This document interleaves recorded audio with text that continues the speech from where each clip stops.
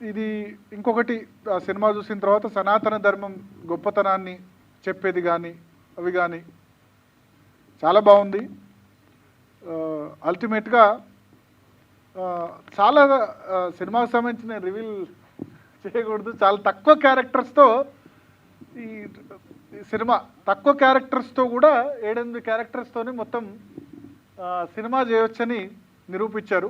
డెఫినెట్గా అంటే సినిమా ఇండస్ట్రీలో కొత్త టాలెంట్ రావాలి, ఎటువంటి బ్యాక్గ్రౌండ్ లేని వాళ్ళు కూడా చాలా క్రియేటివిటీ ఉంటుంది, చాలా వాళ్ళకి టాలెంట్ ఉంటుంది అన్నది నాకు హేమంత్ గారిని చూసిన తర్వాత, నా మిత్రుడు హేమంత్ని చూసిన తర్వాత నాకు అనిపించింది. అంటే ఎంతోమంది టాలెంట్ ఇట్లా తెలియకుండా బికాజ్ ఆఫ్ ఫైనాన్షియల్ ఇష్యూస్ కానీ ఫైనాన్షియల్ ప్రాబ్లమ్స్ కానీ ఇప్పుడు